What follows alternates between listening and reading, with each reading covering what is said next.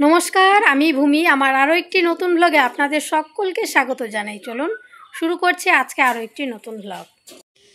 আজকে হলো শনিবার, আর শনিবারের সকাল 7:30 নাগাদ আমি ব্লগটি শুরু করছি। আর এখন হচ্ছে পায়রাদের খেতে দেবো, কেননা সকালবেলায় ওদের এই সময় খেতে দেওয়া হয়, তাই জন্য ওরা এসে ভিড় করেছে, ওদেরকে আগে খেতে দিয়ে দিই। এদিকে রান্নাও আমি চাপিয়ে দিয়েছি, ভাত বসিয়ে দিয়েছি। চলুন তাহলে ব্লগটা শুরু করছি।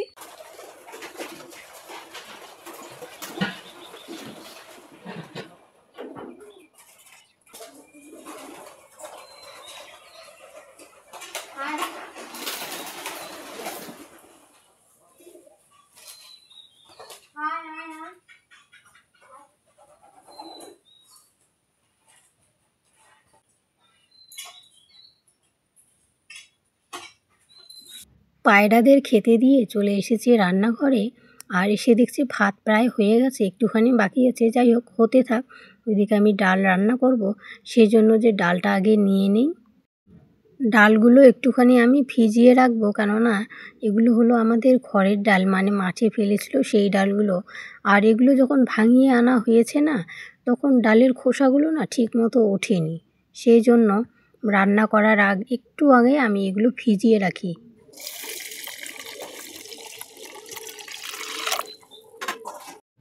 আর এই ডালগুলোকে আপনারা কি নামে বলেন আমি জানি না, বুঝি বিউলির ডাল।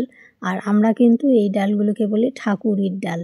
যাই হোক, এদিকে ডালগুলো আমি ভালো করে ধুয়ে নিচ্ছি, আর জলটা এই দেখুন পাল্টে নেবো। দেখবেন কেমন, এই দেখুন কত খোসা রয়ে গেছে এখনও। এইভাবে আরও আমি 2-3 বার ধুয়ে নেব। ডালগুলো দিলাম একটুখানি ভিজতে, আর এদিকে আমার ভাত হয়ে গেছে। এখন ভাতটা নামিয়ে ফ্যান ঝরাতে দেবো। উনানে রান্না করলে পরে টুলটি ছাড়া কিছুতেই চলে না, জানেন। টুলটি নিয়ে এসে এখন বসে বসে ভাতে ফ্যান ঝরাচ্ছি। ফ্যান ঝরাও হয়ে গেছে। ওইদিকে অন্য সবজিগুলো রান্না করেছিলাম, সেগুলো আর দেখানো হয়নি। ডাল হয়ে গেছে, আর ডালগুলো আমি একটুখানি গোটা গোটাই রেখেছি, কেননা এইভাবে ডাল রান্না করে আমার ভালো লাগে খেতে।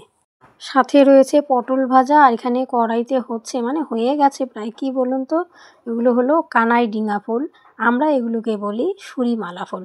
যাই হোক, পেঁয়াজ কাঁচা লঙ্কা দিয়ে ভেজে নিলাম।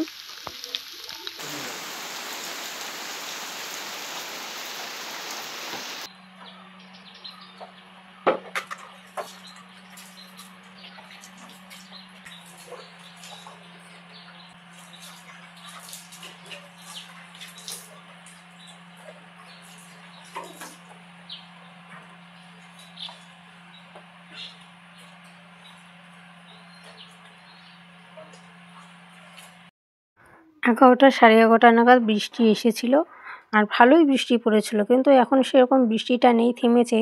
তাই ভাবলাম যে না, ঠাকুর ঘরগুলো এক্ষুনি লেপে নেই, কেননা এখনকার দিনে হচ্ছে এই এক বৃষ্টি চলে আসবে, এই বৃষ্টি চলে যাচ্ছে, এমন অবস্থা। তুলসী মানে বলরামের ওখানে তো আর লেপতে লাগে না, ওটা একটুখানি জল দিলে হয়ে যায়। আর জল দিলে পরে এই নিচের দিকে জলগুলো চলে আসে, সেগুলো না লেপলে তো চলে না, লেপলে পরে ভালো লাগে। যাই হোক, হয়ে গেছে। এবার চলে এসেছি বাইরের দিকে ঠাকুর ঘরে। এখানে এসে দেখছেন বারান্দায় কত পাতা পড়ে আছে, যেহেতু গাছে ভর্তি চারদিকে, পাতা তো পড়বেই। এই ঝাড়ুটা দিয়ে আমরা শুধুমাত্র ঠাকুর ঘরে ঝাড় দিই। আর আমি কিন্তু ঠাকুর ঘরের ভেতর কখনোই ঝাড় দিই না ঝাড়ু দিয়ে, সেটা আমি কেন, মাও দেয় না। ঘরের ভেতর কখনোই দিই না, এই বারান্দাটুকুই পাতা পড়ে বলে এখানেই ঝাড় দিই। প্রথমে মা কালীর ঘরটা একটুখানি লেপে নিই, আর আপনাদের ঘরের ভেতর নিয়ে গেলাম না, কেননা আমি একটুখানি ভয় পাচ্ছি। যাই হোক, হয়ে গেছে। এখন চলে গেছি মা মনসার ঘরে, সেখানেও লেপা হয়ে গেছে। এখন শুধু বারান্দাটা লেপবো, তার আগে দরজাগুলো বন্ধ করে দিই ঠিক মতো। আর গরম লেগেছে বলে এই যে চুলটা এখন ভালো করে বেঁধে নিয়েছি, কেননা একদম ঘেমে যাচ্ছি আমি। বারান্দাটা লেপেছিলাম, সেটা আর দেখালাম না, কেননা দেখালে বলে ব্লগটি অনেক বড় হয়ে যাচ্ছে, সেজন্য ধারগুলো লেপছি, সেগুলোই দেখাচ্ছি।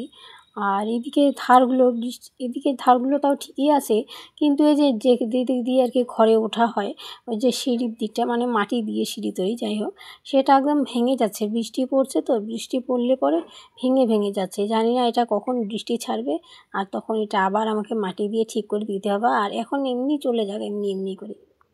এমনিতে মাটির ঘর, তাও আবার বৃষ্টির দিন, কী আর করা যাবে, বৃষ্টির দিন যেহেতু, তাও আবার ঠাকুর ঘর, তাই একটুখানি লেপতেও দেয়। আর ঠাকুর ঘরটা একটুখানি আমাদের বড় তো, এইদিকে একবার লেপো, ওইদিকে বাড়ির ভিতর লক্ষ্মী নারায়ণ, ওখানে একবার লেপো, তুলসী মন্দিরের ওখানে।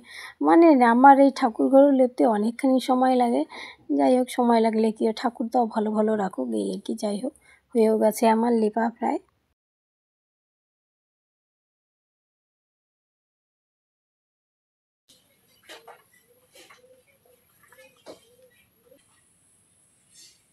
হয়ে গেছে ঠাকুর ঘর লাপা। আর এখন হচ্ছে উঠানটা ঝাড় দিয়ে নেবো, কেননা একটু আগে বৃষ্টি পড়েছিল, আর বৃষ্টি পড়লে তো গাছের পাতাগুলো একদম পড়ে ভর্তি হয়ে যায়, সেই জন্য একটুখানি ঝাড় দিয়ে নিই। আর ঝাড় না দিলে কি ভালো লাগে দেখতে, জঙ্গলে একদম ভর্তি হয়ে যায়। যাই হোক, আগে ঝাড় দিয়ে নিই। আর একদম গরম লেগেছে, খুব ঘেমে গেছি। এরপর আর কি ঝাড় দিতে শুরু করে দিলাম। আর টিনের বেড়ার ওই পাশে একটা গাছ রয়েছে, ওই গাছটার সমস্ত ডালপালা সব কিছুই এই উঠানের উপর হেলে রয়েছে আর ঠাকুর ঘরের উপর। তাই যে কোনো একটুখানি হাওয়া দিক কিংবা বৃষ্টি হোক, পাতা পড়ে একদম ভর্তি হয়ে যাচ্ছে। ওইদিকে নিচে যে ফুলের গাছগুলো রয়েছে, সেই গাছের ছায়ার তলে আছে বলে কিছুতেই ঠিক মতো হচ্ছে না। আর আগে ওই ডালপালাগুলো ছিল না বলে ফুলও হয়েছিল ভালো। জানি না সেই ডালপালাগুলো কখন কেটে দিবে, দেখা যাক, সেটাই দেখার বাকি আছে আর কি। বিকেলের পর সন্ধে পেরিয়ে গেছে আর রাত হয়ে গেছে অনেক। এখন বাজে হলো এই 10টা 17 বুঝি। যখন দেখেছিলাম 10টা 16 ছিল, অতক্ষণে 1 মিনিট হয়ে গেছে। আর আজকে রাতের খাবার মা বানিয়েছিল, আর আমাদের খাওয়াও হয়ে গেছে। তাই আর বেশি দেরি করছি না, আজকের ব্লগটি এখানেই শেষ করছি। ফিরে আসছি আরও একটি নতুন ব্লগ নিয়ে। ততক্ষণ আপনারা সকলেই ভালো থাকুন, সুস্থ থাকুন এবং সাবধানে থাকুন।